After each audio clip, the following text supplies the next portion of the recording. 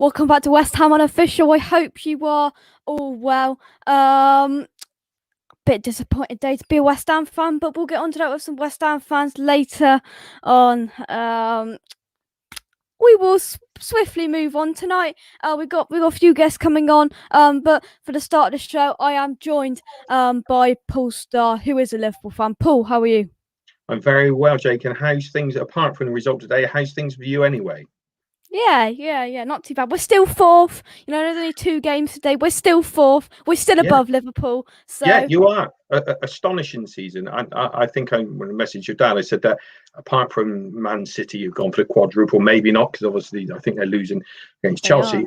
That realistically, Moyes, apart from Pep, has to be manager of the year. They're the team. They're the team of the year. Apart because it's all about expectation. And if I said to you, Jake, where would you at the start of the season, before at 3 o'clock on the first game of the season? Well, I don't know what time you kicked up. Where would have you been happy with West Ham finishing? Completely, I would have been. I mean, with everything that happened in September, the club was in a very positive state. I'm sorry, a very negative state, and I feel pretty much all West Ham fans would have snatched your hand off in September for a 10th, 11th top mid-table finish. And what Moyes has done has just been it's blown people's mind. He's got to have manager of the year, and the reason I say that over Pep Guardiola, yes, he's done that, but every single game he's got 200 million on his bench, hasn't he? And I feel the difference between him and Moyes is, I'll go back to it again. I saw this stat that Moyes came in for his second term at West Ham at the end of 2019, where we were sat in 17th, one place above the relegation zone, and 16 months later he spent £35 million and got us into the Champions League spaces with 7 games to go. So I mean, it's just what he's done. I mean, you can't believe it. Any fan can't believe it. We can't believe it as much as you can't believe it. But that's football, isn't it? And that's great, isn't it? I mean, because at the moment, even the cups. I mean, we say about when I was sort of growing up, the cup, you'd get these amazing cup runs, and teams would win it. And of course, West Ham won it in 1980. I think that's the last the Division 2 club when it beat Arsenal in the final. Trevor Brooklyn and things. I know more about West Ham than I do Liverpool. Anyway, but. The dream was always in the cup, but lately the League Cup has been dominated by Manchester City. The final coming up is Man City against Tottenham. The FA Cup, probably the winners of today's game, Chelsea, will probably win the final. So a dream of West Ham getting into the top 4 European, wherever they finish. It is a dream, and that's what football's all about. It's not all about a team winning a quadruple, whether they do or they don't. If I ask you a question, would it be good for football if a team did win a quadruple? I mean, no, not really. I mean, the football world was shocked and happy, I think, when Leicester won the league in 15-16, and I think it was just someone different to win it, wasn't it? Because I mean, Liverpool have slipped up big time this season, and City have just come back. I mean, they haven't had to do a huge amount. I mean, just sat on their bench today. I mean, their bench today is better than their first team, and that completely sums them up. I mean, I've got the lineups here. I mean, City's bench is Kyle Walker, John Stones, Ake, Gundogan, Zinchenko, Silva, Mahrez, Phil Foden. I mean, yeah, and then, exactly. They won't get on Liverpool's bench, but it is a good bench, isn't it? I mean, no, you're absolutely right. And winning it's like, it doesn't matter whether it's football or any sport. Domination it is great to have, because in knockout competitions, the big team's out. But then again, saying that, when you think of FA Cups and you think of Carabao Cups, whatever it's called, when those teams get knocked out, does it really matter? It's all for them. It's all about the Champions League. Now, a few years ago, it is, and that is sad, because I think when we had football, when I was growing up, we had football on very few live games. It's match of the day, very few live games, and when we did have a live game, it was an FA Cup final. It was massive. It was a whole build-up. It started at 9 a.m. They'd follow the coaches going through to the, and it was. Because there wasn't a lot of football. Now we're spoiled, and we all want to watch our teams live if you can't get to the stadiums, and of course you can't at the moment. But it was such a magical day. Now, unfortunately, if you said win the FA Cup, you said to Liverpool fans, Liverpool fan or Man United, whoever they are, win the FA Cup or get top four in the league to get Champions League. What would you choose? And it would be that top four, and that's sad, really. And but that's it, isn't it? Because the money financially, you don't get the big money for winning Champions League, and of course attracting the players. It's about attracting players, and your Haalands and your Mbappes, whether they ever come to this country or not, they want to play in the Champions League, don't they? Yeah, they do. And I think that's what could, if we do get into the Champions League, I mean, we're going to have the debate later on with some other fans about the Champions League, Europa League, about Liverpool, West Ham. We're going to have that debate later on. But just before we move on, when Leicester won it, and that year was it was fantastic. Spurs finished third in a 2-horse race. Well, that's just Spurs, isn't it? I mean, Arsenal, and it was, I think, Arsenal beat them in the third, didn't they? I think it was Arsenal. Something like that. Amazing. Spurs are being Spurs again this season, aren't they? Where are they going to be if Keane goes at the end? Well, that's perhaps a debate for another show. But that is a debate for another show. Right. Just before we move on to a bit of darts, we've got an exclusive interview with this man. I mean, he didn't have the most fantastic of performances today, but he will bounce back. I mean, he's had a lot of bashing from West Ham fans on Twitter today, and some rightly so. But Craig does say that he does apologise for his blunder today, stupid mistake, lunging in, and he said the player he fell, I think it was Joe Linton, went to the moon and back before he went down, so a bit of a dive, but it was all my fault. So what I'm going to say is I'll be back after the Chelsea game, bigger and better, and then we'll get Champions League. I will get West Ham Champions League, and I will bully Ronaldo, Messi, Neymar, Haaland, whoever it is. But I'm Craig Dawson. I'll be back very, very soon, and come on your minds. Yeah, well, that is fantastic, and it's good words and confident words from to come on from to do that this evening. So because last time we spoke, it was all about Mr. Dawson. And when I heard I was coming on here this evening, and then I saw what happened, I thought, you can't write that, can you? At the time. I mean, but wasn't it so West Ham today? You're 2 up, 2 down, and then I'm thinking, hang on a minute, it's 2-2 because. I think this is a thumbs up to West Ham. When I was watching it, being a Liverpool fan, thinking, "Come on, Newcastle, we need to," because everyone thought, it's West Ham, they're going to fall away. There's not many games left now. It's not like it's 20 games left. We're down to, I think you got 6 games left, and it's going by. So Liverpool need that top 4, and then the fact that West Ham are very much contenders. And I was looking, this is exactly it. It's exactly. Oh, if Liverpool win, look at Liverpool's last 3, all in green. Look at those green ones. Liverpool's hang on. We're going to talk about that later on because we've got some more Liverpool fans, some more West Ham fans, so they can back you up, and most importantly, they can back me up as well in the Champions League, Europa League race. But can I just quickly? I'm just looking at the fixtures of Chelsea and Leicester. I don't know if I got time to do this. If I look at Leicester's last 3 games, so they've got 7 games left. Last 3, they're away to Man United, away to Chelsea, home to Tottenham. That's Leicester's last 3. Chelsea, assuming they play if they get to the FA Cup final, assuming they play it the weekend, they would move the Leicester game. If they put the Leicester game during midweek, this will be from the 5th of May.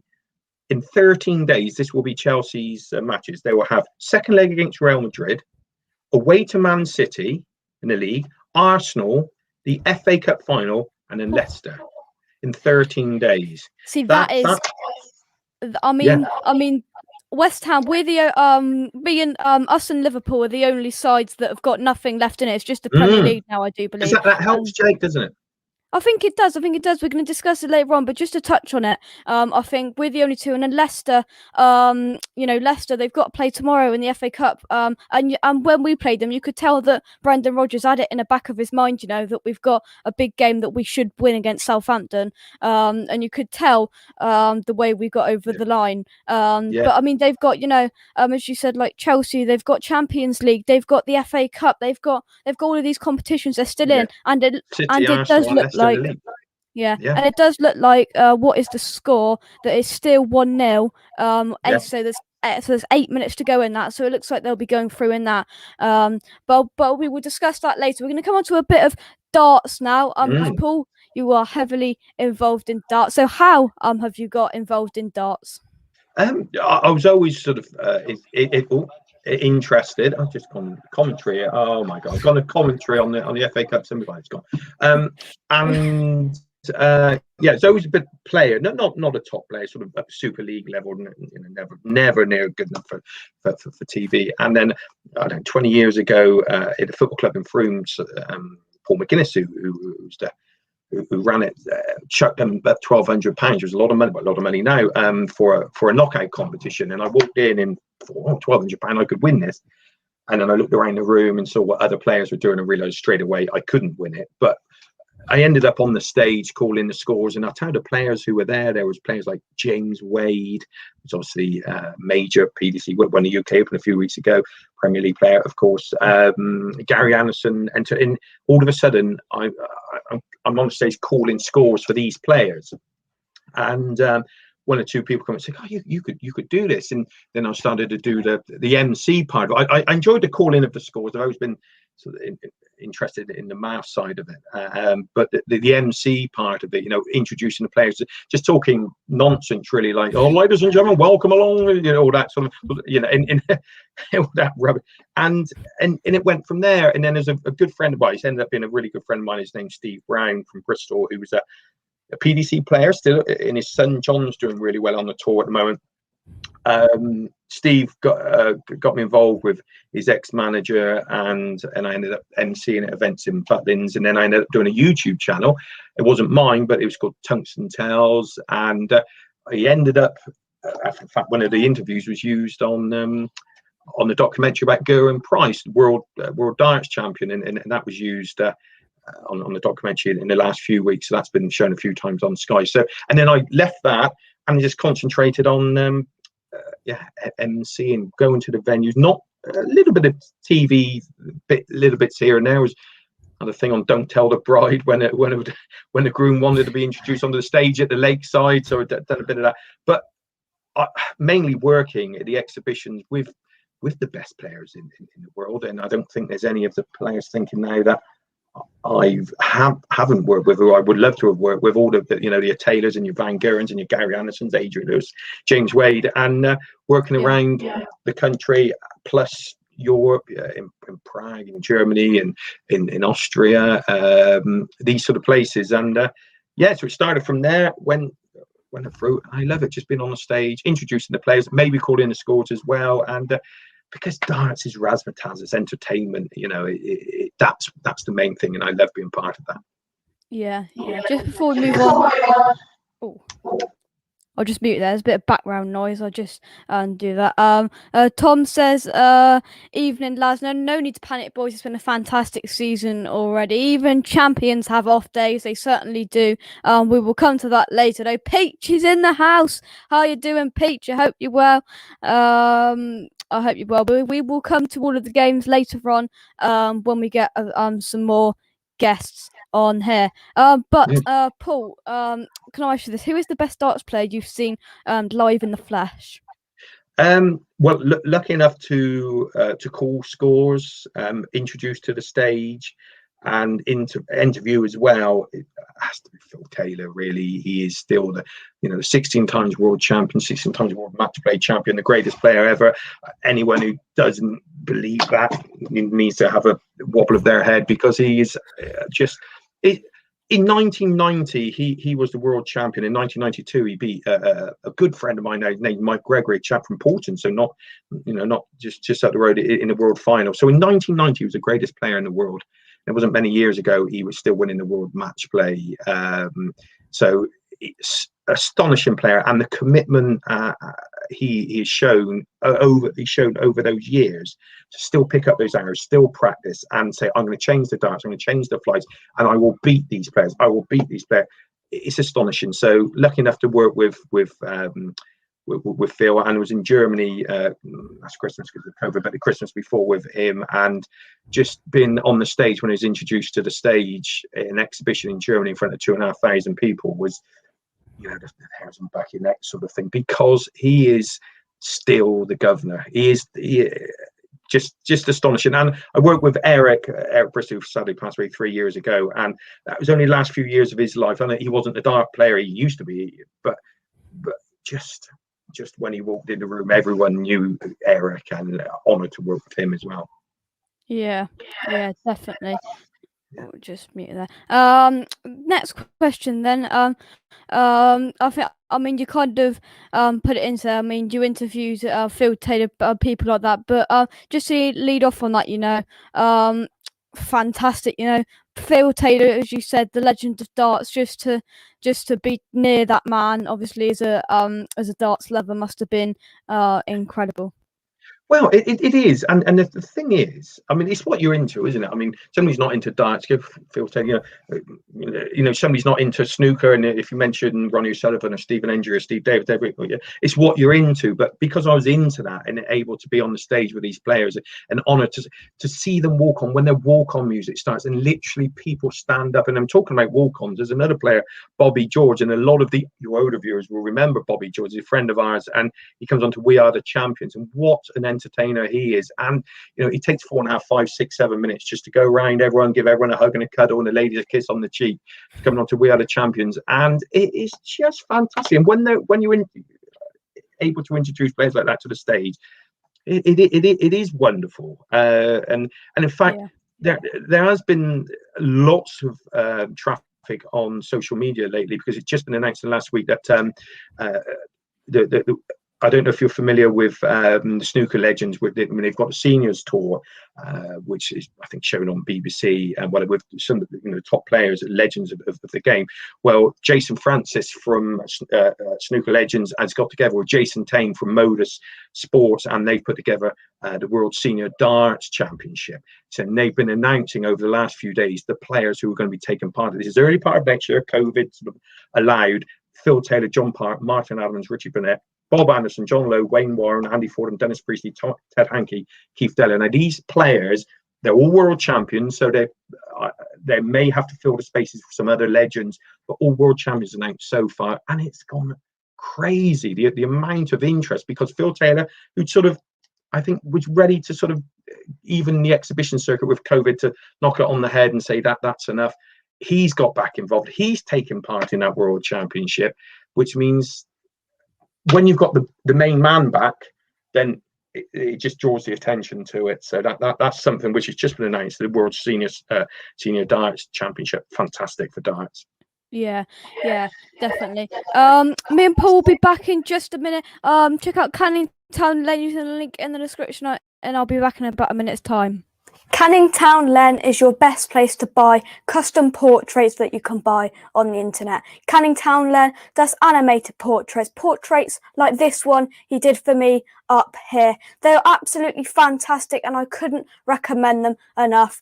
So just some ones that he did for me. I've got this one here outside the London Stadium. I mean, it looks just like me, really. The best possible kind of animated portrait, kind of animated cartoon kind of picture I could hope for, really. They're absolutely amazing, and they are so realistic, look exactly like me, and they are very good to buy. So make sure you do click the link in the description down below to buy a portrait from Canningtown Learn. I'd highly recommend them. Click the link in the description down below. He does animated portraits, non-West Ham related, West Ham related, lots of different backgrounds, any shirt, any background. You can basically customize it to your absolute kind of needs and what you exactly want. So click the link in the description down below to check out Canningtown Learn. Come on, your irons. Good and stuff. I'm back Cool. So questions coming out. I'm going to put to you now. Nathan says, "Who's going to win the Premier League of darts?" That is a really good question, and we're talking about the competition and how strong the players. A competition is talking about Man City quadruple. Is it good? Well, we're looking at this now after 5 matches. Of course, it is all grouped together, the Premier League at the moment, because obviously through COVID. So does that affect things? Certain players, Glenn Durant, I've worked with before, he's struggling a little bit, and of course he's not perhaps going to survive this year. But because it was 5 games in one. In one batch, it's difficult to if you're in a bad run of form, it can really affect your chances. But cut a long story short, Johnny Clayton's top of the league. He has been absolutely fantastic. Of course, I think he won the Masters, and he has been gradually creeping up. He's a quiet man. He's an absolute gentleman. He is as good as anyone in the world at the moment. He is as good as anyone in the world. Dimitri Van den Berg, another deputy in the Premier League of darts, he's second. But the great thing is, there's no certainties in darts anymore. I mean, Phil in Michael Van Geuren, of course, I've not mentioned that name. I've been honoured to work with him. He's an absolute superstar. He's 4th at the moment, but don't forget, I think halfway through last season, he was top of the table and finished 6th, which is astonishing. That's like the Liverpool fall from last season to this season. At the end of the day, for the value, if it's a punting value, I'd go Johnny Clayton, and a lot of people think that because he is playing so well and hitting averages that realistically, there's only a couple of players you can live with. Yeah, I mean, it's good to see some underdogs coming through, isn't it? Because I haven't actually been able to watch any of it this year. But who actually is in it? Because I mean, you mentioned Van den Berg there. You've got Dimitri. Johnny Clayton, Dimitri with Nathan Aspinall, former UK Open champion. He's 3rd. Michael, this is after 5 games, of course. Van Geuren is 4th. Peter Wright, of course, former world champion.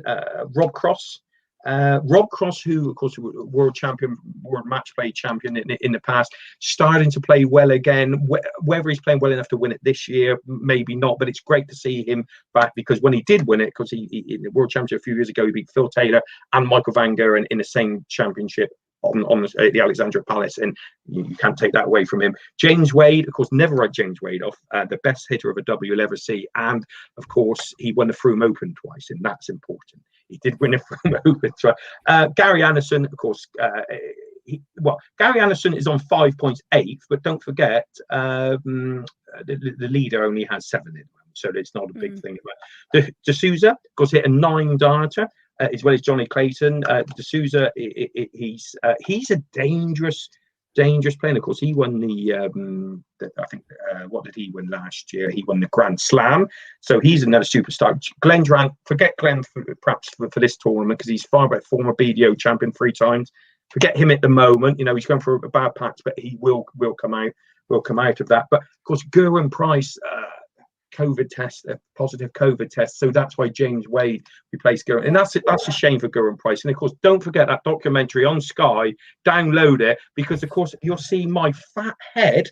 It was about 8 years ago, and it looked like I had a balloon when I interviewed him. But basically, he went to Q School, he got his tour card. He's a professional rugby player. Went to Q School, got his tour card, off he goes, and I was the first person to interview him. So Sky used that, but if I look at the video, honestly, Jake, you'll look back in a few years and you'll think, God, I look well. Well, I look back at the videos of me a few years ago, and trust me, I didn't look well. Yeah. Cahill says, great to see Cross back in form as well. Yes. Yeah, absolutely. He's a dangerous player, and I look back to say when he beat Van Geuren and he beat Taylor in that final. That Taylor's final was all about Taylor, because it was his final match. He's retiring, but the job Rob Cross done under pressure against Taylor, because God, that was like being in the Lions' Den, because of course everyone was a Phil Taylor fan that evening, because it was his final match. And also the match when he beat Van Geuren in the semi-final was as good as anything you'll ever see in any era of darts. But Rob Cross, super dart player, but it's competitive. It is very competitive. Maybe not Glenn, as I said, but we know why Glenn, it's not happening for him at the moment. The other players, you wouldn't predict anything. People punting on these matches could be anything. They had 4 draws the other night, and I said there'd be draws. I didn't have any money on it, but Yeah. So a couple more questions, then we will bring our next or our first guest after you on. How much do you think darts has been hit by COVID, and how do you think it's affected the players not having crowds there?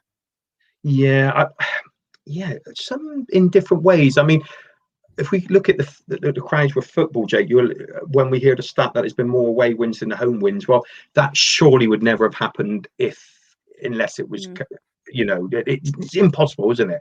I talk about Liverpool and I think, but it's the same for every team. But like the Madrid game the other evening, I mean, Liverpool can put the ball away anyway, you can score, but you sometimes feel that if there were crowds there. So coming to darts is all about entertainment, and I love the fact that you work in it, because a lot of people watch darts, especially at the events at Butlins, the Players' Championship in the UK Open. I'm not sure a lot of people go for the darts. I think a few drinks, with a fancy dress, the music is more important than the actual darts. Now, when it comes to these players walking onto the stage, obviously there's lots of dart fans out there, and I'm not disrespecting them because they know their darts, and of course they do. But it is a party. It is a professional darts, and the PDC is a party. And I feel that some players respond better to the crowd, and some players perhaps I don't use the word will, but don't handle it as well. And is this why we're seeing multiple champions in different, in the past it's been one player dominating or a couple of players. When we go for say Johnny Clayton's won a tournament, Van der Berg's won a tournament. This is all in lockdown. D'Souza's won a tournament. James Wade hasn't won for a while. He's won. It does affect. It is different. It has to be different. When your hand's shaking, you're just about to hit, or you're just about to aim for that double, and you haven't got 2,500 people shouting, "Stand up if you love the darts" behind you. It's a bit different in other sports. It's you on your own, and yes, it's not like snooker when it's it's hush hush. You've got to be quiet. I think it has affected it a lot. So hopefully, fingers crossed, we get back to the crowds very soon.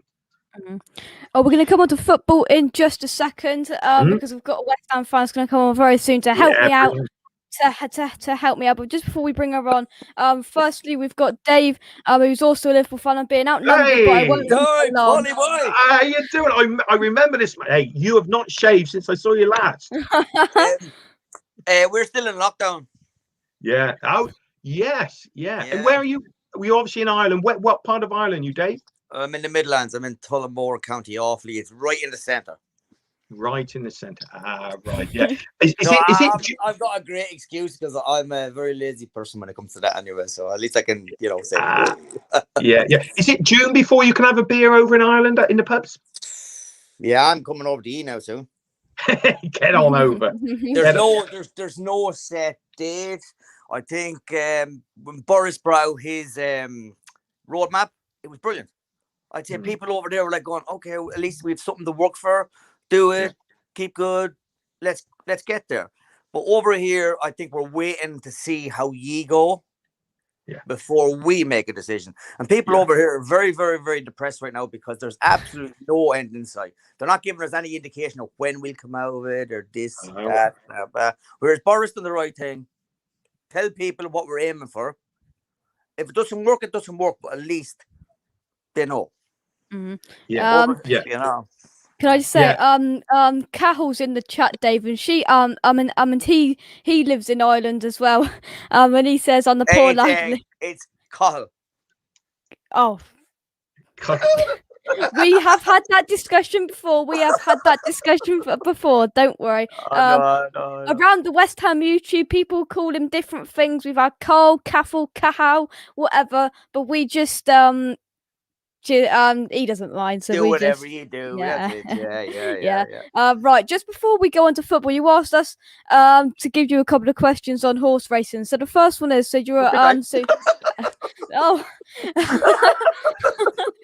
we'll roll. But you are big into your horse racing. How do you come out of Cheltenham with a profit? I didn't. All right. We'll leave that one there. Well, I know, but look, come here. The difference with Cheltenham and most other race meetings is the fact that every horse going to Cheltenham really has a chance to win. It's like the Olympics of horse racing. That's exactly what it is. And like there was horses that won at Cheltenham that would walk any race any other time. So people are trying to pick between horses. Some horses have a bad day and they're like going, well, maybe I'll go with this one. And then the other horse wins. They are the top quality. Like the Irish walked away with it for one reason and one reason only. We're keeping our horses here now. 10 years ago, all the Irish horses were sold into England because the prize money over in England was good. In Ireland, the prize money now is better. So people are actually keeping their horses here. So it's not an overnight thing. The Irish just have the best horses at the minute. But the problem with that is they send over so many. There was some one or the other. You know, so. Dave, and the final. There's some fantastic. Sorry, 2 sets. Dave, can I just ask you this? Go ahead. Yeah. I think you're a bit behind there, Dave. Paul. I think you're all a bit skew whiff on it, but I'm sure it will come back. Paul. Hey. Woohoo. This is sarcasm. Yeah. Who was the better tipster, you or your brother? What should I say live on YouTube there? Oh, come here. He'll forget more than I will ever know about horses. We'll say that. Right. Problem with horses. Go ahead. No, go on. Yeah. Cal says Cal's in Kildare. Oh, that's horse racing country in Ireland. Yeah. He says, we love our horses, so we do. Well, there you go. Right. We're going to talk a bit of football now, and Kent's already in there. Kent has firstly said 180, and then he's got onto the football. So when Kent Hammer starts talking about football, we talk about football. So there's currently 2 Liverpool fans on the screen, and I needed some help. So let's get some proper fans on here, shall we? Right, one's waiting. Jesus. Let's go. Katie, all the way from America, West Ham fan. Thank you very much. How are you? Absolutely, I'm great. Thank you for having me, Jake. Yeah, not. But we've got a mix of everything in here. We've gone to Ireland. We're in England. We're in the US. We're everywhere. But Kent's already come out and said Jake, I was right. The Dawson shouldn't have played today. I know you were right. I wasn't. Well, he only played a bit of it, so he didn't really. Yeah, he's gone off the boil a bit lately, hasn't he? He has. We'll discuss individual players in a sec. But Katie, what's your initial thoughts on the roller coaster of that 90 minutes? Yeah, I mean, it was definitely frustrating, but I think that we did the best we could with what we had. There were some unfortunate events that occurred and some individual mishaps, but I think that overall what we can take from today's game is that we didn't let it the second half. We actually stepped up, scored. So hopefully we are improving in that regard. And, I think the future is great. I really do think we can take on Chelsea here. Yeah, we can. We definitely can. What about Liverpool? We'll get to that in a minute. Because we're going to do a whole Europa League, Champions League debate. But firstly, Dad says Dave is the better drinker. Shots fired. I'm going to toilet. I'm going to be straight back. Oh, there you go. Well, I wonder what Paul's going to get. We'll see him in just a second. But there we go. Oh, starting early. Well, I guess for you, it's late. Yeah, it's 25-8. Yes. What's the time in Philadelphia, Katie? 2:30. Oh Christ. Yeah. That's late in Ireland now. In fairness, to start drinking. True, very true. Yes, noon is acceptable, but in COVID, anytime goes. Anytime. Anytime. Well, it always meant anytime in Ireland, anyways. But Yeah. What time was the game for you over there, then, Katie? 7:30 a.m. Ooh. Not too bad. I think Wayne said and Adam in Texas. I think they said that it was like 6:30 or something. For them, it was 6:30 for them, and then if you're in California, it's about 4 a.m. Isn't it amazing they have so many time zones in one country? Oh, I know. Yeah. It's amazing. But Dave, I mean, Newcastle helped you out today. Very Massively. much, yeah. Very much. Look, come here. I think at the start of the season, any West Ham fan would have said, get into a European place, great. Like, top 4 is different gravy. It's very, very tough. And, you know, you are doing outstanding this season. You have been. You've been one of the best, most likable teams in the league this year. But the top 4 is the top 4. It's a 38-game season. Sometimes teams drop off. You have been one of the best in the last 10 games. And now a little bit of a drop off of late. That's not to say that you won't come back and get back in. There's nothing to say that. Moisey is doing a super job. But Liverpool have nothing to play for now, only this top 4. So we're nailed on for a spot. And I'm not saying that just because I'm a Liverpool fan. I think with the players coming back from injury, blah, blah, blah, this is what we need. We need top 4. We're getting it. So it's Chelsea, West Ham, Leicester. Well, they were Liverpool 8-11. Don't talk about betting really. The bookies are never very wrong. No, before today, and I don't know if you saw, but excuse me, Jake, for butting in. But Leicester's last 3 games are Man United away, Chelsea away, Tottenham at home. Exactly. That's Leicester's last. That's tough. Chelsea, now they've got the FA Cup final in the space of 13 days. Sorry, Jake, we've been through it, but I think it's important that Chelsea, between the 5th of May, and I assume they're going to move Leicester game back a few days, during the 5th of May, in 13 days, they're going to play second leg of the Champions League against Real Madrid, Manchester City in the league, Arsenal in the league, FA Cup final, and Leicester in the league. That's in 13 days. Now, Chelsea have got a big squad, a bit like Man City, but that's going to hurt, isn't it? They have a big squad, but not a big quality squad. No. City could cope with that, but I don't think Chelsea could. And that's why I say don't give up on West Ham, because it could happen. Because with Leicester and dropping off, and Chelsea with that big run, they might say to themselves, a European final, an FA Cup, we win something. They could drop off in the league. Yeah, and that's what I'm hoping. And West Ham play Chelsea next week. Exactly. Yes. So talking about a 6 point, wherever you are in the league, whether it's at the bottom and top or whatever, that's a big 6 point. I mean, if you Chelsea have got a lot on their mind. Hey, look, I mean, they're professional footballers, so it shouldn't matter. But if they turn over, because of course you're at home, whether that matters a lot at the moment. We know it's not quite as important with no fans. But if they turn Chelsea over, then they're right back in it. West Brom turned them over. Yeah. Well, Katie, I think the way Paul's talking, Paul, do you think, actually I'll put this to you, Katie, do you think if we don't what about me? You asked me first of all. Just because she's prettier than me, don't just all right, Paul.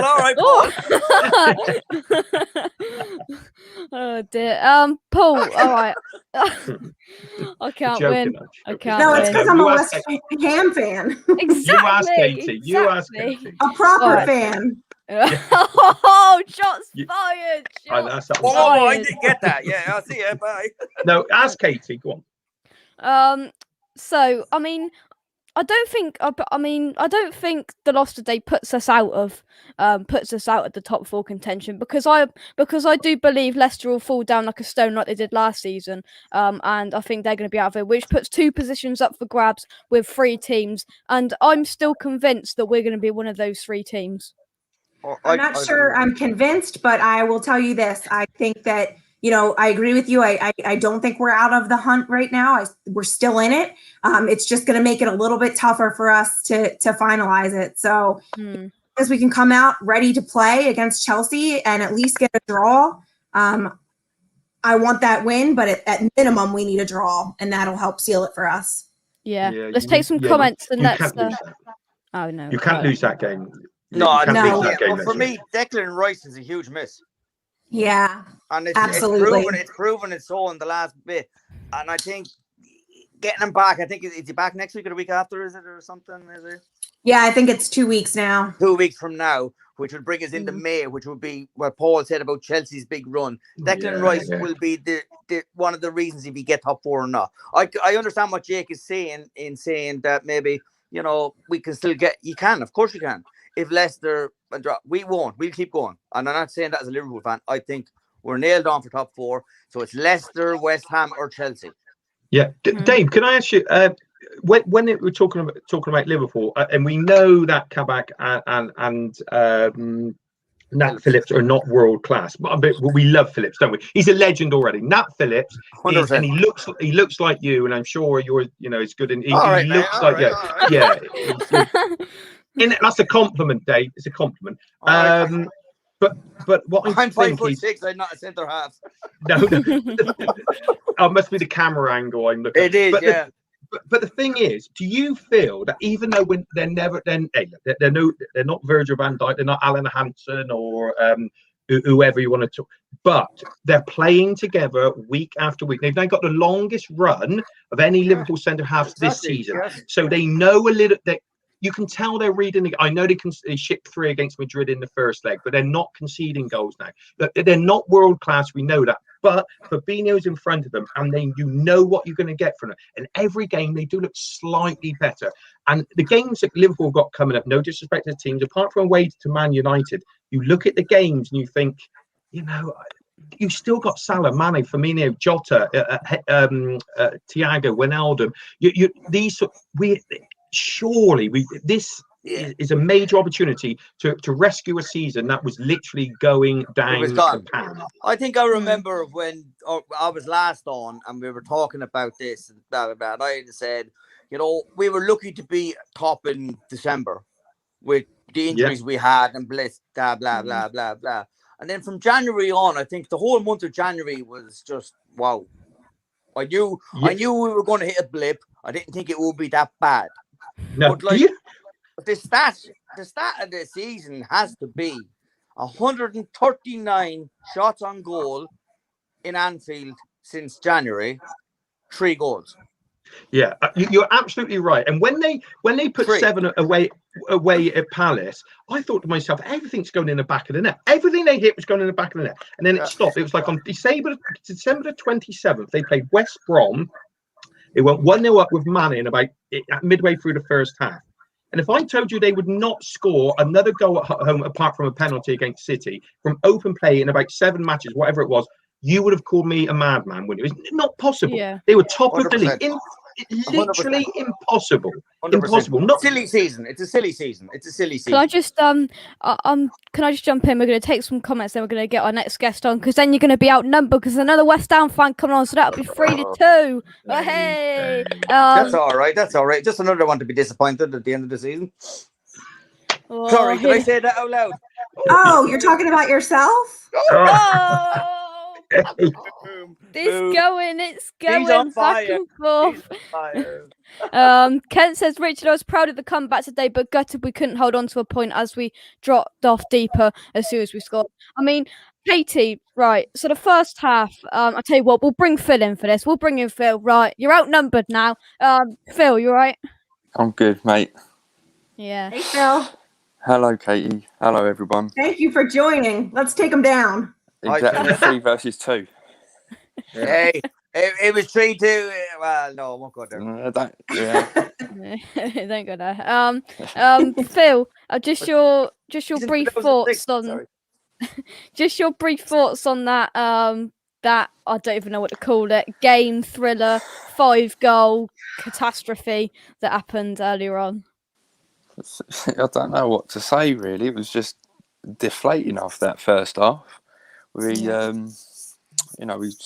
Dawson, he was having a right mare.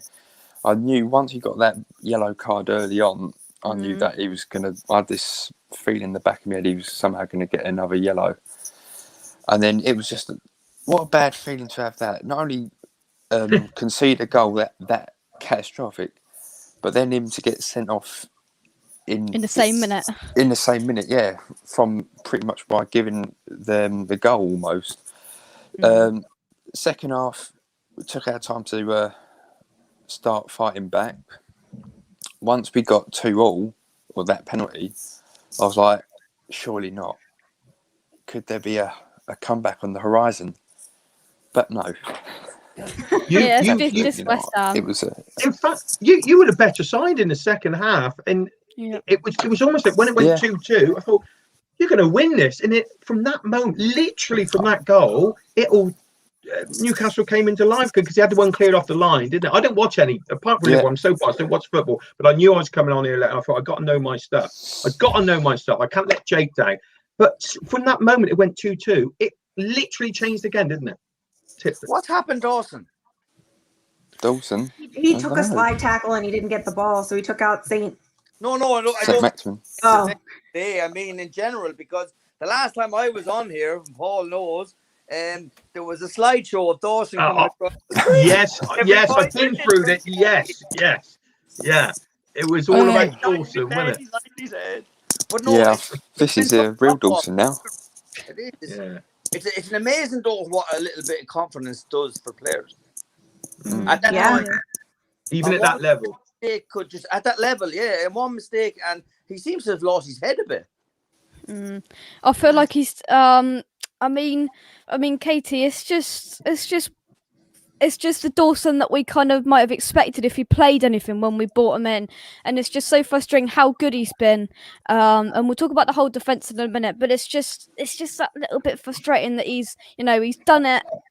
I'd say he did it up until that Man United game, when the own goal started and all of that started. He was just doing so well, and everything just seems to have gone downhill in the last month for him.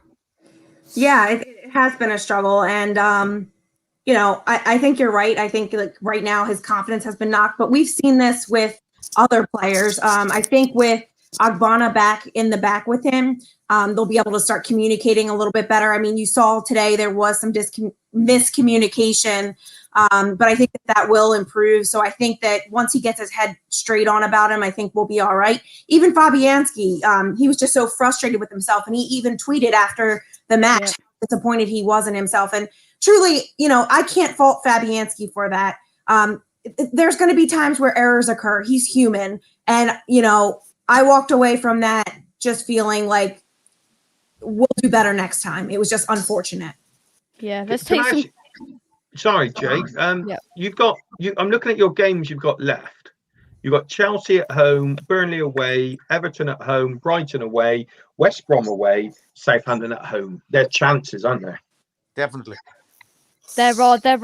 I mean, we're going to have more slip-ups, Phil, aren't we? But I mean, there's some very winnable games there. You just read them out. I mean, Brighton's always a banana skin to us, but I mean, West Brom, they seem to be on the up as well. I mean, Southampton, all of these teams are winnable. But if we do what we did today, I mean, in Moyes' press conference after the game, he said how frustrated he was in the individual errors. And to be fair, we can't fault this team this season, can we? Is it a little bit of pressure? I don't think it is. I just think, as Katie said, I think they're just human. I mean, Phil, can you name me an individual error this season that's led to a goal that we've had? That's what I mean. None that really stick out.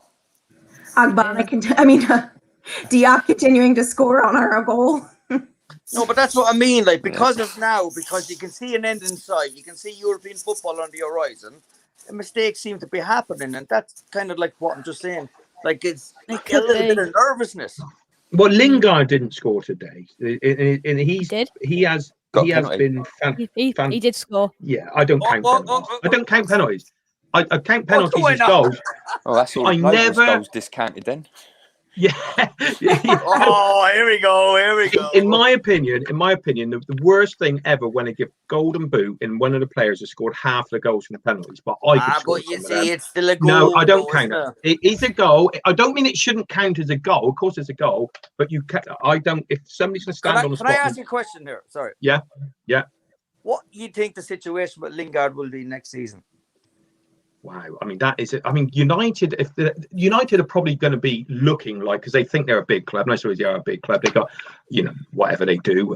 Nobody likes them, but I think when you look at them, I mean, they've got obviously Greenwood and Cavani still there. Will he stay? If he stays another season, and they're going to look to sign one of the big three from Europe, or maybe even Kane as well. Well, there's no room for him, is there? Is there? I don't know. You'll take him, won't you? You'll take him. For me, he's very like Bruno and the way he plays and blah, blah, blah. They're going to judge Bruno as the one for them. Like, I've never seen that guy as happy as he is right now. And the football he's playing in the last 2 months, he's been brilliant, hasn't he? He's top of the pile with everything. Yeah, he is looked top. I mean, he's the finishing. Some of the But finishes. he's a Champions League player. Yeah, at the minute. If they spent 75 million on him in the winter, and he came and performed, he said, "Oh, that's why you spend that sort of money." The fact they've just taken him on a loan or whatever is astonishing. But will he go back to Man? What do you think? What do you? I mean, I don't know. Will he go back? No, Jake, Phil, he won't. Like, can I just say the way he's played right now for West Ham, is that going to price West Ham over move for him? What I'm going to say is, what I'm going to say is, we have this debate pretty much every Thursday night. Somebody else. Been here in 6 months. we have this debate on these channels week on week until we're going to get this done, because he's just so important to us. He is. Yeah. He's your Canio. He's your Canio. Oh, he is. But he wants to be close to his daughter, so he's not going to leave us. No, exactly. If he goes to United, he's not going to play often, is he? The problem is not. That's what I mean. Well, because he's doing so well right now, does it price West Ham over move? It could, and that's the big conundrum. Well, what I'm going to say, because we're in a bit. You're sniffing. Honestly, I think this is paper talk. Inter Milan, PSG. I'd love to see him at West Ham myself, because I love seeing footballers. Like, he is quality. Even Roy Keane said the other day when he did his little dance after the goal, Roy Keane was always critical of him at Man United. Instagram man, blah, blah, blah. And he said, well, he can do what he wants as long as he scores. That's right. That's warming to the man. And he sees what he knew he would be at West Ham. Yeah. Sometimes the bigger fish. But do you feel that when he's not scoring, and I know he's quality. Yeah. He's quality. But because obviously, how long's Antonio for the season? Is he out for the season? The rest of the season. Is Antonio out so he's out for the rest of the season. So are you dependent? And I said he hadn't scored. Obviously, he scored a penalty. But do you feel that, say for example, heaven forbid, he gets an injury and was out for 2 or 3 weeks? Do you feel you're that dependent? Then realistically, all hope of the Champions League is gone. No, is he that important? He's important. Not that. No, but I feel, I'm not saying. I'm not saying. Yeah. I'm not saying it is. I just your opinion. We'll definitely struggle when it comes to, creating opportunities and making goals. We'll definitely need to be stronger in that regard. But I don't see a reason why we couldn't get someone else to assist us with that. Yeah. I'd be more worried about losing Souček, to be fair. I mean, if we lose,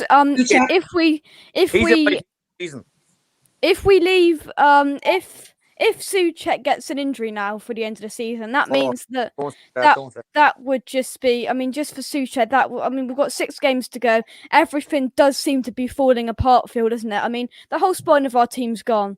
Completely gone now. I mean, heaven forbid that Jesse Lingard, where he went off. Let's hope that it's just cramp.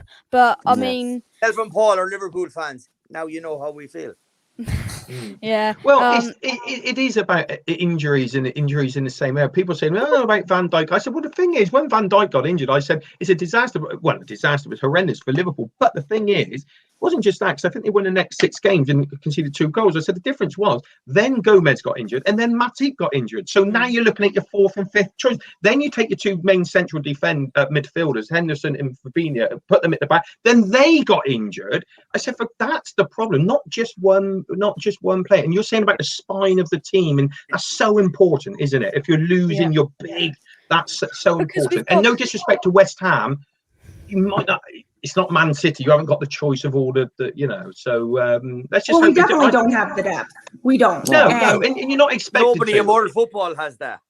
No, and that's not no criticism at all, because like I said earlier on the chat, I think they've been absolutely fantastic. Apart from City, if they win all the trophy, 3 trophy, whatever, then West Ham are the team of the season. And what Moyes has done, it's been absolutely tremendous. He did it at Everton, and look how Everton have struggled without him.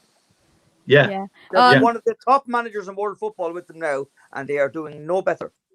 No. Katie, what were you gonna say there? I think that, we seriously have turned things around, and to say Moyes is the top manager of the season is, it doesn't amount to how much he's really truly put into the team with what he had. And so when we face some injuries, moving forward, I think that he'll be smart enough to develop the other individuals within the squad. We're sitting waiting on Ben Rama, or Mr. Benny Hanna, as we like to call him here in the US. We need to start getting him to step up. And we know he can. It's just going to take a little bit of time. He still needs that confidence. We haven't seen much from him, but he hasn't gotten a lot of playing time yet. So yeah. I'm expecting big things. Just before we bring our next guest on, it's going to even things out at 3 apiece. Boom. Yeah. That was the story. We're used to that one. 2006. We are, aren't we? Yeah, but I'm going to put this to you. We won on penalties, don't we? Phil, I'm going to put this to you. Thought 4-0 was poor again. Don't think it was that bad. I did. I thought him and Soufal. I mean, I didn't think he did that bad. I think Soufal was our best player, but I mean, he didn't do that bad, did he? 4-0s? No. Yeah. Well, Yeah. hard to say really. I was trying to focus on every single player, so it was hard to sort of single out one person. But I don't know. I mean, he's had better games, but I think he'll come back better next time. I think he was giving the ball away a little bit too much. When we'd have the opportunity to make a run, and he was just kind of giving it away or passing down to the other end of the field when. We should have held it and waited for a good opportunity. So I just thought that he was a little bit off, could have did a little bit better defensively, but exactly what you're saying, Philip, like he'll have a better game next time. I'm not worried about that. Yeah. Yeah. Right. We're going to take some comments and then we'll bring our next guest on because lots of comments and we haven't read many comments out. Right. So scroll down. Luke says, what kicking the balls that was. It definitely was. Cahill says, Spurs look like they are screwed right now, though. Yeah, they definitely do. Kane's out. There we go. Yeah. Jakey, I'll be back in 1 second, buddy. Yeah. No worries. No worries. We'll take him out. All right. We're gonna bring James in because it's now 2v1. We're gonna bring James in. James, how are you? Yeah, very well. Thank you very much. I've been building my new sort of YouTube studio in my garden. So I've been, apologies if I was a bit later, guys. But Jake, as you know, getting the right setup counts for everything, really. But it's nice to be a Liverpool fan again after a torrid couple of months. It's like on a come down, isn't it? You do so well for 2 years, 68 games unbeaten at home. And then you try and explain to your mates, your family and your friends that it's just a blip. Yeah, we know exactly how that's like. Yeah, it's trying to come back, and obviously, is West Ham's bubble burst? Is the question. No. Oh, our dreams ain't faded or died yet. Let's be serious about the situation. Good team, West Ham. However, there was a prediction on this show around 4 weeks ago. When you start playing proper teams, it's starting to even itself out. And unfortunately, at the moment. The last man said it. Unless you've got a squad the size of Manchester City, any club that's hit with a major injury crisis is going to find it especially difficult to maintain that great level that West Ham have been at. It's going to be tough, but the race for the top four is absolutely fantastic, and that is what makes the Premier League the best league in the world. Yeah. Take some comments and then we'll move on. Tom says it's nowhere near over. Still have faith. All it's done is made Chelsea an even bigger game. I completely agree. Cal says West Ham in a top 4 6-pointer sounds wrong. It definitely does. Tom says we'd have all taken 10th at the start of the season, let alone 4th. I completely agree. Right. Luke and Tom were having a discussion about something in the chat, so I'm just going to scroll down here. Nathan says, is the bottom 3 in the league at the moment the 3 that get relegated, or is there a surprise? I said to Dad today, I think that's them going down. I think that solidifies Newcastle staying up, and I think that Sheffield United, who is it? Sheffield United, West Brom, and Fulham are going down. Yeah. Definitely. Yeah, he's a Fulham fan. He's a Fulham fan, by the way, Nathan Fleming. Oh, is he? He's a Fulham. Yeah, he is. He's a friend of mine. He's a Fulham fan. Sure, I wanted Fulham to stay up as well. Yeah, we did. We did. Kent says the last few games, he's been misplacing passes. Dawson being rash today, been coming in the last few weeks. I'm inclined to agree.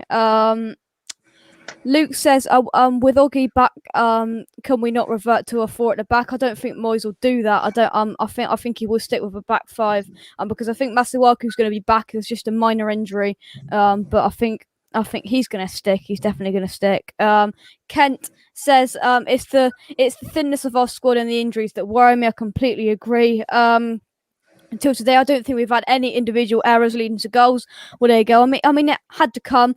They're only human, and I mean, our spine has completely been taken out. But Kent says Lingard only has a year left on his deal at Man United. It's up to Lingard. We could buy him and we can cover his wages. Yes, I think we can. Cahill says, we've known about injuries for years. We just didn't treat it as we're the first club to ever have an important player injured. Ryan's in. Hope you're well, Ryan. Let's go here. Kent says, Fornals is underrated for the job he does. He works for the team, and that's why Moyes picks him, because he's a team player. I completely agree. Right, we're going to move on then. So we are all evened out now. So, oh no, we're not. We're not even out, but this is the way we like it. This is the way we like it. We like West Ham to control. So the top 4 debate then. So I'm going to go around the room. We're going to say, so the way we're going to put this is there's three teams left in this: West Ham, Chelsea, and Leicester and Liverpool. So there's 4 teams actually left in it, fighting for 2 positions. Who's going to finish where? Who's going to finish 3rd? Who's going to finish 4th? And why? Katie, to you first, and we'll go around the room. Oh, I really didn't want to talk about Jake because I don't want to jinx us. So I think that we'll stay in 4th, and Chelsea will stay in 5th, and Liverpool behind them. So you going? Who's going 3rd then? Who's going no 3rd? one. 3rd. Man City, Man U, and Leicester. Leicester. Oh, you're sticking with Leicester. Yeah. I mean, they've got rid from because they're still in the FA Cup. I mean, there's all sorts of things that can happen. They could drop like a stone. They could learn from last season and stay where they are and keep that position. Paul, I hope West Ham's involved in this. Yeah, well, because, and I'm going to say it for the 28th time since I've been on, Leicester's last 3 games are Man United away, Chelsea away, and Tottenham at home, right? Oh. So Leicester will not finish above Liverpool. Chelsea, I'm going to say this again for the 38th time. Real Madrid, Manchester City, Arsenal, the FA Cup final, then Leicester, all in 13 days for Chelsea. They're going to finish below Liverpool as well. I think Liverpool are going to, I can even see them getting 3rd, right? But the thing is, West Ham, it's imperative that they have to beat Chelsea next week, isn't it? If they can beat Chelsea next week, and don't forget, Chelsea have got to play Leicester as well. If you beat, I think you could do it. I think you could do it. If you lose next week, I think you're in serious trouble of getting 4th, which again is, at the start of the season we would have taken. So I'm going to go Liverpool, Chelsea. I am, but if Liverpool's top 4, but if you get in there as well, I think that would be fantastic. And to be honest with you, you deserve it. I was just about to remove you for about 30 seconds there, putting the sin bin for not putting West Ham in there. But there's some nice words for West Ham there. Yeah. So that makes up for it. Brilliant. They've been brilliant. Yeah. Right then, Phil, it's over to you. Who's 3rd? Who's 4th? Well, said about the run-ins already, with who everyone's playing, but I think I'm going to go with Chelsea in 3rd, and then us in 4th. Leicester may drop out, but it's easier to answer this question after next week. Yeah, after next week. Probably mid-May is probably easier, isn't it? Yeah. I'll wait until the last game against Southampton, then I'll decide. Yeah, exactly. So last game of the season. Yeah. Last game of the season. Got it there for us. Yeah. So Leicester are playing Tottenham. Yeah. Leicester are playing Tottenham. 1 second, I've come to this. Leicester playing Tottenham. I mean, While how important is whilst you pick that up, this is what we're looking at currently then. So we've got, right, we won't worry about Man United, Man City, all of that. So we've got Liverpool currently in 6th, who are 3 points off. So they're a win off with a game in hand, and our goal difference is not really good. So I mean, if Liverpool win their next game, they will go above us. Chelsea don't play until Tuesday, and if they win that, they go above us. So at the end of the game week, worst case scenario, we're going to be in 6th, but you know, then if we beat Chelsea, we go back above them, and if the Liverpool game goes in our way, we go back above them, and we sit in that 4th position as again. With Leicester on 56, we're 1 point off them. Chelsea are 2 points off Leicester, and Liverpool are 4 points off Leicester with 7 games to go. Yeah, it's gonna be tough. Liverpool go to Man United in a couple of weeks' time, but second last game of the season, Chelsea versus Leicester, which will be probably a couple of days after Chelsea versus Leicester in the FA Cup final if they beat Southampton, because that's going on the 15th, and then Chelsea go to Aston Villa the last game of the season. Right. You know, as far as betting, as far as anything, and with this season, there is nothing set in stone here, is there? There is absolutely nothing. It's going to change time and time. If you beat Chelsea next week and then you look at your games left, wow. I mean, it's like Liverpool's game. They got away to Man United. Leeds away. You know, there's that's Monday. That's Monday. But yeah, it is up. I don't know. Yeah. I don't know. I still think we might well get there, but I just think it's a lovely feeling if you win your game and then later on that day Leicester are playing Chelsea and you think there's only 3 points up for grabs, possibly only 2 if it's a draw. You know, you're gaining on these teams, and now that's it. In you've got the golden opportunity next weekend to bounce not back with just 3 points, but 3 points against one of the other teams, against Chelsea. Win that next week, and then there we go again for the hammer, as I say. And James, what are you going for? Yeah, look, I'd love nothing more to see West Ham qualify for the Champions League. I think they've deserved it this season. They've played well, and it would be such a shame if they didn't do it. I like West Ham. As a Liverpool fan, of course, that's where my loyalties lie. But Leicester do it every season. They start well, they perform mid-season, and then they drop like a stone. There's no shoulda, coulda, woulda. It happens. That's just Leicester. I think they'll drop. I think they'll drop out, and you can see it already. Go back just 4 weeks ago when I was on your show. Leicester City 16 points ahead of Liverpool. It's now 4 or 5. As far as I'm concerned, I think Chelsea's Champions League distractions will take them away from the Premier League run-in. I also feel that match with West Ham's pivotal. If Chelsea win it, what's that going to do to West Ham's confidence? As we've seen with my own club, Liverpool, as soon as you start to lose confidence, you could be one of the best teams in the world, and it can take you out. I think Liverpool qualified. What else we got to play for? Nothing. Nothing. But you could say that about West Ham. You could say that about West Ham. This is what we're focusing on. Yep. I know we've got the injuries. In there, but yes. I feel. With all due respect, Jake. With all due respect, West Ham, apart from the domestic cups, have had nothing to play for all season, and you've had a fully fit team and been managed well and played well. And full respect. I'm trying to come across as not anti-West Ham, because I'm not. But what I'm trying to say to you is, we're now getting players back. Jordan Henderson now less than 3 weeks away, is it? I think in terms of Liverpool qualifying for Champions League, let's not look past Monday. Leeds United away from home is actually a very tough game. You don't know which league is going to turn up. You don't know. It's a author. Man United away, never do well there. Maybe once every 6 years we'll get something. I think it finishes like this. I think it's Manchester United, Manchester City. I think it then goes... I'd say if I'd put my mortgage on it, I'd say Chelsea, Liverpool, and I think that's how it goes in 4th. And I know you don't want to hear it. But let's be real, you know. And as a West Ham fan, to play in the Champions League in front of your fans at your stadium would be a wonderful occasion and a wonderful atmosphere. And I hope you do it, but not at the expense of my team. Well, Dave, I don't disagree with you, but Katie, 2 seconds. I'm just going to let Dave do his, and then we will discuss it. We will debate, and it will get a little bit heated. Dave's back. So who's 3rd? Who's 4th? Oh, I gotta give you two scenarios, my head and my heart. Go on now. My head goes really, and I agree. Boom. The players going back, they have a good squad, they'll get third.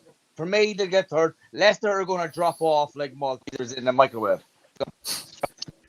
Yeah. We have, as we were chatting earlier on, me, yourself, and Paul, about Chelsea, with what they have coming up, you'd think in your head, you'd say, right, that's what you think.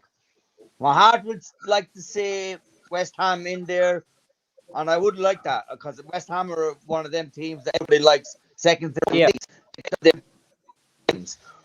If Chelsea can cope with their load that they've coming up, you'd say, right, okay, they're going to get top four. That's not it, because 5-2.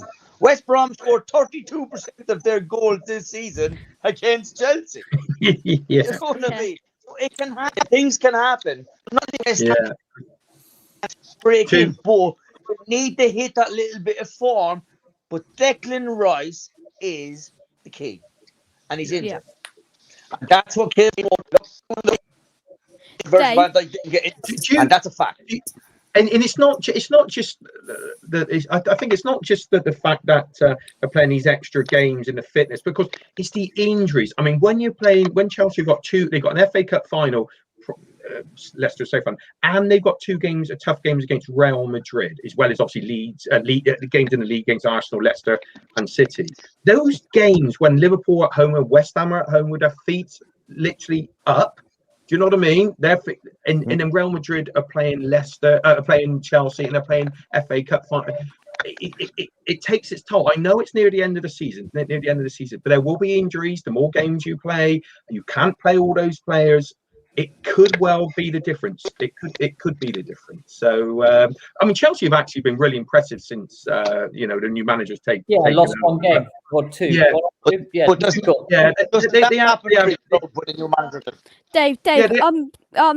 two sets. Dave, could you just log back in, because there's something wrong with your sound? You keep cutting out. Could you try and log out and log back in? No, that's exactly that in years as well. I won't go back in, will I? Say that again.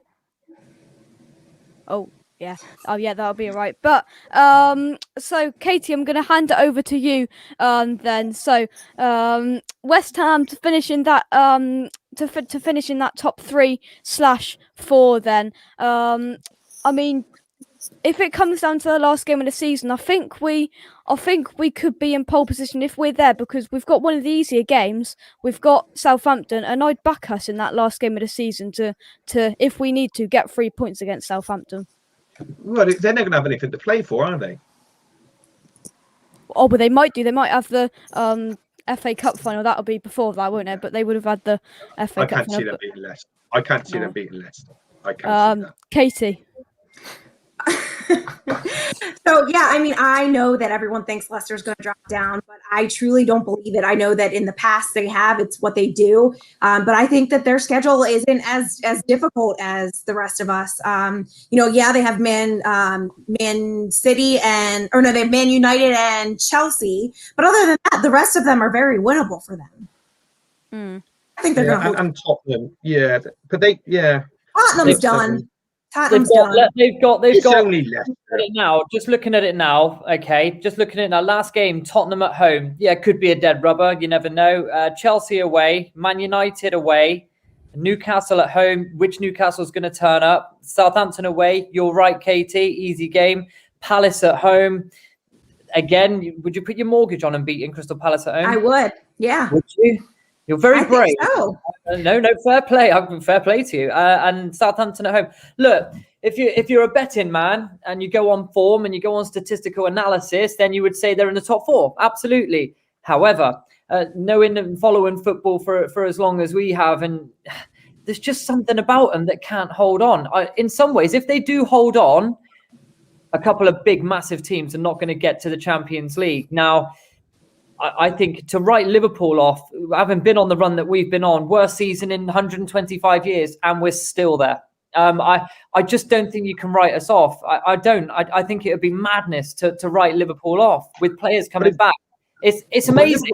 It's just amazing because really, what West Ham is doing is madness. We are massive. Yeah, Liverpool won the last 3 league games. You know, look, at the end of the day, apart from the 2 matches where we played West Ham, I want them to win. You know, absolutely. I think in terms of the Lingard situation, just while you got me, Jake, in terms of the Lingard situation, you need to sign him. He fits into your dressing room. It's not just on the pitch that he delivers. This guy's good off the pitch, around the dressing room, at the training ground, doing the media. And I think it's important to fathom a team spirit, like in our dressing room with James Milner, Andy Robertson, Jordan Henderson, Trent. It's important that you actually have personalities within that dressing room. And he seems to have slotted in like your perfect slipper. That's his new nickname now. It's no Arnautovic, that's for sure. Yeah, he's a good player. Good player.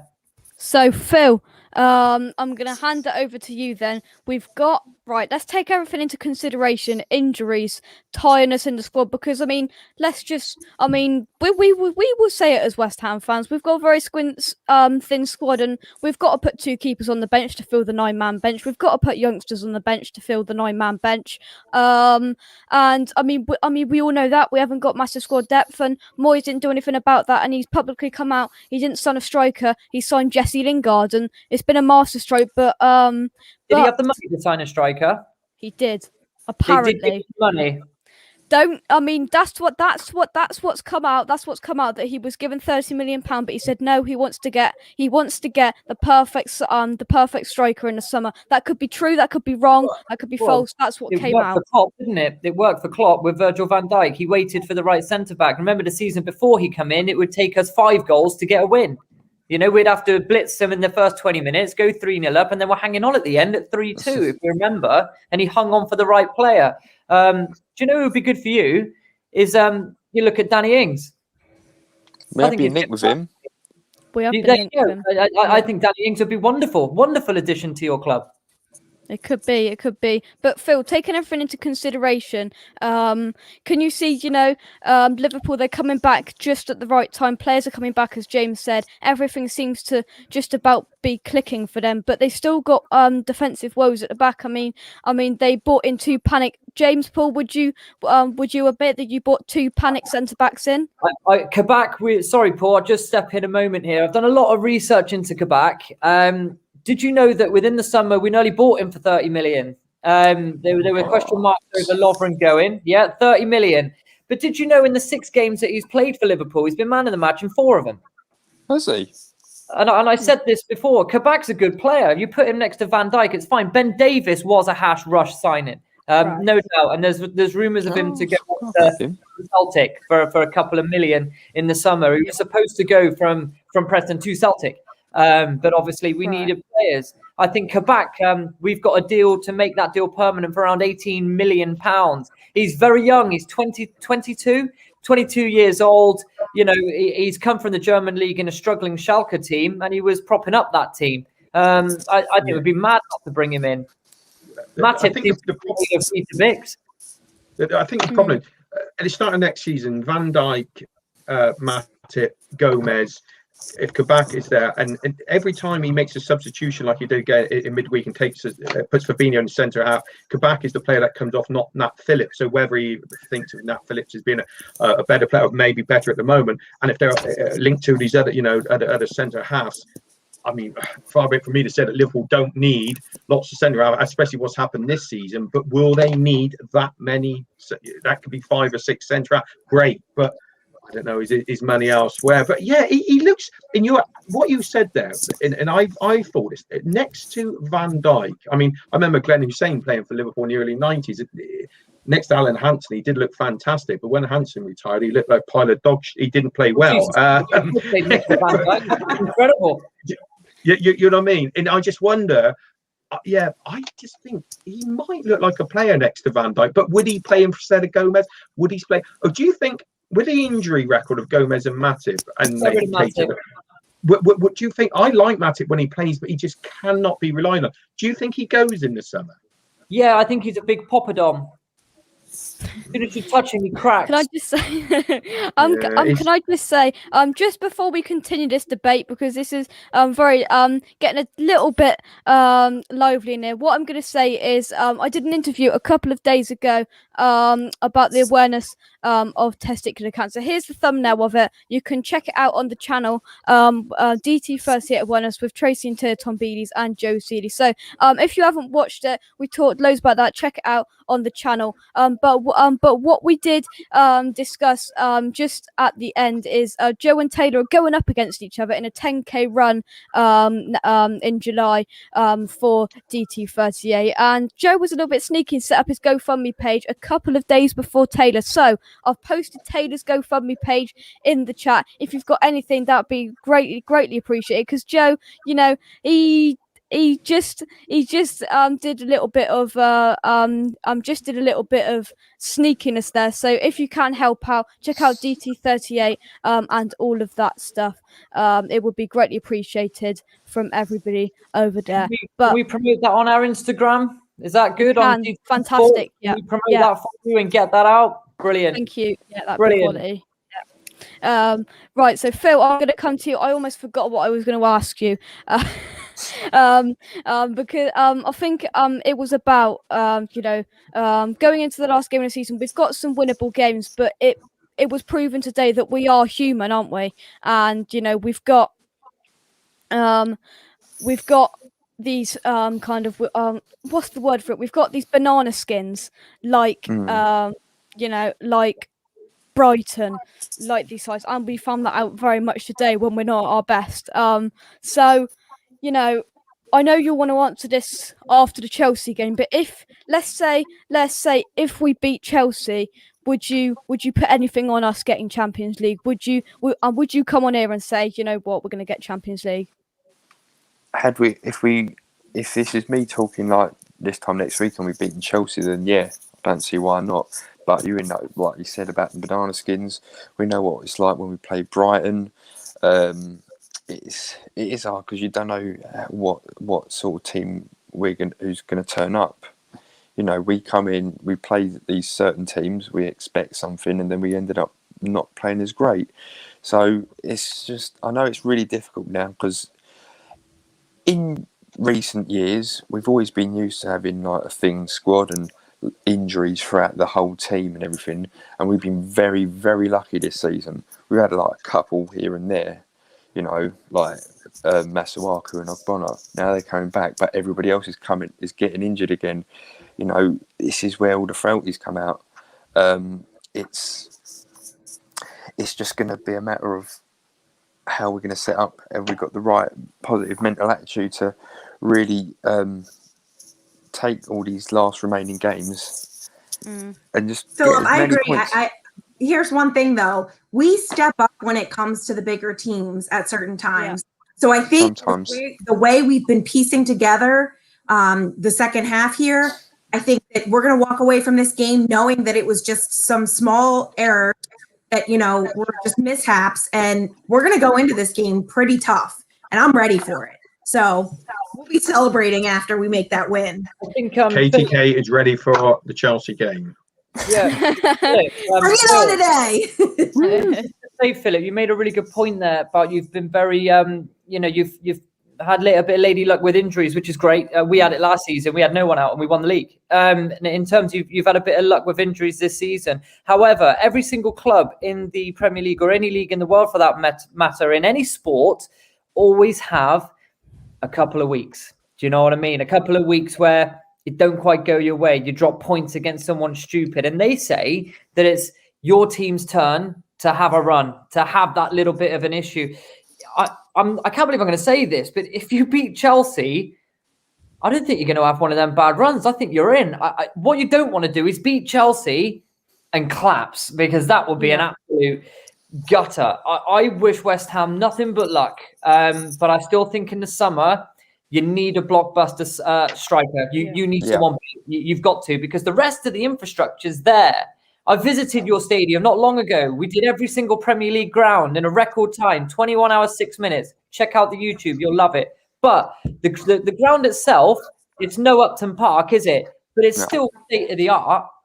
You know, I think you've just got to get that win. I'll be tuning in. I'll be ready for that. I can't wait for that game. As a neutral, this is what the Premier League's all about. It is, and hopefully they can both lose the same game. That can't happen, but that's what we want. I'll take a draw. Yeah, fine. Liverpool play Newcastle next week, but and fingers crossed. But that is a game for the other teams around and think that those two are playing. Only one of them can win or draw. So are we in agreement then? So are we in agreement then? This top 4 race hinges really on Thomas Tuchel. Well, possible, but possible. What do you mean on how he puts his team? How he puts his team back against with all these big games coming up. If they collapse, we're in, aren't we? It's a free horse straight shootout. You know, it's always some buts, shoulda, coulda, wouldas, but I can't predict it. All I know is that my team's getting momentum, and when we get on a roll, we proved last season and the season before we're very, very difficult to stop. Yeah, and Chelsea have got an FA Cup final and 2 Champions League semi-finals to play. Yeah, in the same amount of time and tougher running. So, but it means nothing this season. Nothing.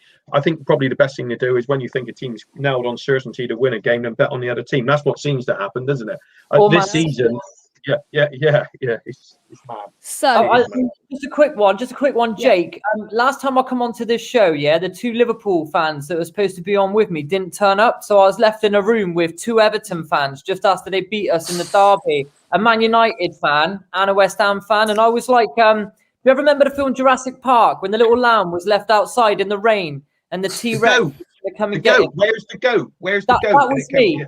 So if your Everton fans are watching now, I told you, I said, come to me in 4 or 5 weeks. Not only will we be back above you, we'll be clear of you. And I hope and pray that you bring them back on at the end of the season so then I can give them a kind dose of karma to say, look, what we're going to do. We're the kingdom on Merseyside, not you. I tell you what we'll do in the next couple of weeks. We'll get them on with you and you can put the record straight because you were put in a unfortunate position. Yeah, you were put in a bit of an unfortunate position. I defended well. You did. But Katie, I took a cigarette after I finished. I was like, oh, it was madness. Right, so Katie, I was going to ask you something, and it's completely lapsed my mind. So we're going to take some comments. I will come back to you. Right, Frankel's in. Hope you're well, Frankel. We have to find a way to beat Chelsea. We completely do. Kent says we have not lost 2 games on the trot in all competitions this season. We haven't. And let's hope we can continue that into Chelsea next week. My head says we won't get Champions League. My heart says yes. Take your heart, Kent. Take your heart. All right. So Kent says, and Ings has no sell-on value. Andy says Danny Ings is too injury prone for us to sign him. Where's Antonio? That's saying something, isn't it? Where's Antonio? Injured. Well, that's the problem we want. We want what we wanted. We spoke about it, didn't we? Katie, Phil, you'll back me. We spoke about it from pretty much. We knew when Haller was going that we're going to bring in. These are the players that were rumored what Moyes wanted. He didn't get one at the end. Who do you think should be in this West Ham front number 9? Moyes won't do this, but in my opinion, I don't think there'll be I don't think there'll be the funds there to get the players that we need elsewhere. But I'd like Ivan Toney to come to West Ham. I think he's the perfect package. Him or Sima from Slavia Prague. He looks fire as well. Any of them two. But just before we move on, Gary's coming. He always comes in and says, "Even still no one above us, and we lost. What more can we do to get some fan on here that's above us? What have we got to do? Hope you're well, Gary. I know. But Katie, we seem to have we thought going into this game there was a lot of West Ham fans very, very confident going into this game. I saw predictions floated around Twitter on YouTube winning with 4-0, 4-1, 3-1. To be fair, I said 3-1 West Ham, and we were surprised in that first half. And we've got these bananas because we thought, people say, this old West Ham. Well, we are the new West Ham was behind us, but I think do you think that will be our last? Do you think we will step up now? I mean, I'm still convinced Rice will come back in the next 2 weeks. I'm convinced that he'll be back because, I mean, he put up on Instagram today, he was on the treadmill running. I mean, he wasn't flat out running, but he was on the treadmill running. So do you think that old West Ham is behind us and we can solidly get this done now as a proper unit, as a team, without our key players there? So I think I'm a pretty critical West Ham fan. I know all about the West Ham way, especially being a Philadelphia Eagles fan here. It kind of falls side by side. But I will tell you this, with Rice back, we are ready to take Chelsea. We are going to take Chelsea. Put it out there in the universe. It's going to happen. I love that attitude. Yeah. And I wasn't confident at the beginning of the season at all. We were all questioning Moyes. I think that we've made improvements and now is the time to cash in. And so I think today we're going to have a chip on our shoulder after the game. People are frustrated and they're ready. We're going to take them. Yeah. I mean, to get Katie in the dressing room just before they go out and say, we will win. We can't lose. I mean, to be fair, I think at half time, I don't know whether, Paul, you saw it. To be fair, I'd rather they had anybody else on the earth but David Moyes in that dressing room at half time, because you could see when that second goal went in David Moyes' eyes, he was ready to punch someone. You could see it in his eyes. There was fire in his eyes, and that's what I'd like to see, because that's our first half for quite a while that we haven't been up to scratch and not up to scratch for a club that's running for Champions League, and let's hope we can put that right against Chelsea, which is the biggest game that we've had for, some fans will say, 5 years. Yeah, but I think, I don't watch. I'm so biased. I don't watch a lot of other teams. I don't. But watching them, because I thought, Liverpool could really do with West Ham slipping up today. A draw, defeats are lovely, but when you want a team not to get the free point, a draw, dropping the 2 points. But I'm thinking 2-0. I think, this is that. And I'm thinking, the world famous Dawson is also going to be suspended. Then I look at the next game. It's Chelsea. We actually need him to play against Chelsea. We want a draw. And I think, you're gone. And I'm looking at the betting, and I just think, absolutely, this could be 4 and 5.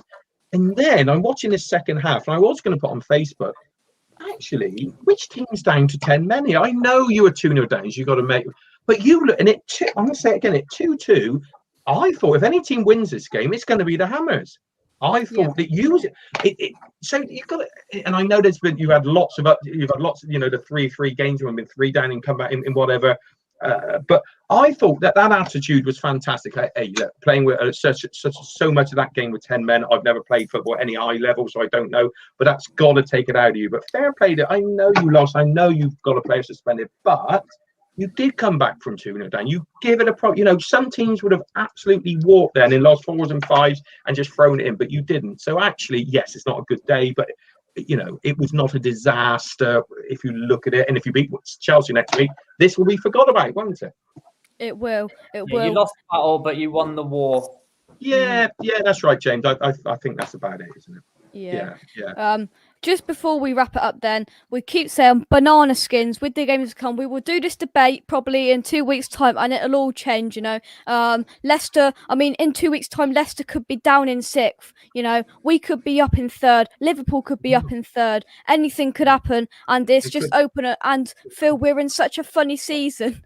We're in such a funny season that anything can happen with these 3 sides now, of 4 sides. There's 4 sides left in this, and there's 2 positions. And nobody cares about who finishes first or second. Nobody cares about who finishes first or second this season. It doesn't matter. And the Champions League doesn't matter this season either. Nobody cares about the Champions League this season. That matters next season. The Champions League matters next season when Craig Dawson, when Craig Dawson comes up against the likes of... Bring it up. Have you got it? Have you got it locked in there? Let me go to Brand. Let me scroll up. Dawson, what's going on today? Well, I'll be back. Don't you worry. I'll be back. A bit of a slip today. I've been incredible for 3 months. I just had to have a slip up in the last few games. But I'll be back after the Chelsea game. Whoever we play, I don't even know. I'm going to sit in the hot tub. I'm out. I don't like all this abuse. I'm off. Thank you very much for watching. Make sure you subscribe to West Ham Unofficial as well. Right, I'm off. I've had enough of all of this abuse. Come on, you ones, and goodbye. Statement. That is what you call a statement. Right. Yeah. The man's right. It was just a slip up. Yeah. Right. Look, if you're going to lose one game, you don't mind losing to Newcastle. Lose to Newcastle. Don't lose to any of your top 4 rivals. Right. No. But we've only got one left, and that could be dangerous for us. I mean, would you rather? I'm going to put this to you. Would you rather, Katie? Would you rather play? Let's say Spurs than play Brighton? Because Brighton, we always slip up against them. Yeah. That's played. Well, we wish. Gary says Spurs. We always turn up against Spurs because we hate Spurs. Everyone hates Spurs. Well, they haven't won anything, have they? The last time Spurs won the league, Fred Flintstone's car was the main car in the world, wasn't it? Well, Kane's on his way out, and that'll be the end of Spurs. But Gary says, we didn't come out our normal pace, wrong game plan today. He also says, I'm glad we ain't got Man City anymore this season. They won't lose another game. Yeah, right. Any last words, Liverpool, West Ham fans?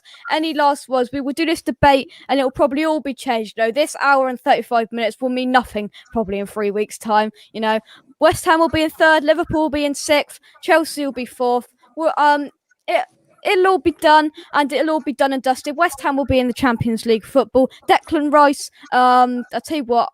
I'll rephrase that. Mark Noble will lift the Champions League trophy in his last game for West Ham United. Thank you very much for watching. Any last words, guys? Thank you very much to Paul, to Katie, to James, to Phil, and to Dave that came on earlier on. Any last words? Yeah, I got one last word for me. I always do it, Jake, on your show. I always ask everybody. We interview people from the Premier League. We had Kevin Bond, the West Ham legend, on our podcast the other day.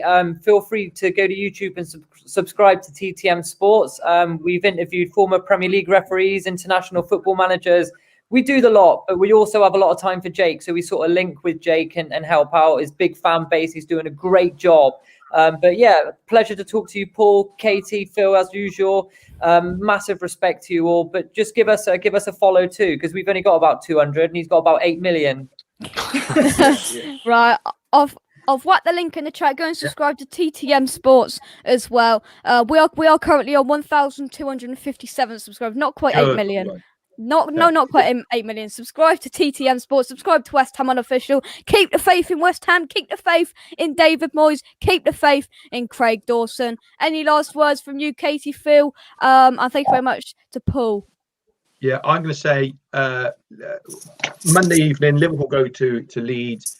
Minimum of 4 goals, probably 5. There's going to be a lot of goals in that game. I can just see lots of goals. There always is. I remember going to the game when Viduka, the 4-3, when I was at that game in the away end when Viduka scored the 4 goals. I was there. But yeah, I can see lots of goals. Leeds are really nothing massively to play for. Liverpool, I can just see goals. I can see 4 or 5 goals. Next time I'm on, you'll be saying, Paul, you are right again. Jake, you'll be saying, Paul, you are so right. You'll be saying that. Will I? Good luck to Hammers. Right. Any last words from the West Ham fans? Let's have some West Ham positivity. We're going to be in the Champions League. Chelsea. Get that Champions League music ringing. Russ has got it. The West Ham DJ, he's got it on his iPad ready for next season. But that is going to do it. Come on, you eyes. I'll see you very soon. Thank you to everybody for watching. Everybody in the chat. Happy Hammer, Kent, Cahill, Adam, let's go. Luke, Ryan came in. Who else? Nathan, Tom. Thank you to everybody that stuck with us. And we'll be back very, very soon. Come on, you eyes. Thank you very much. Get that Champions League music ringing because we're going to be there. Goodbye.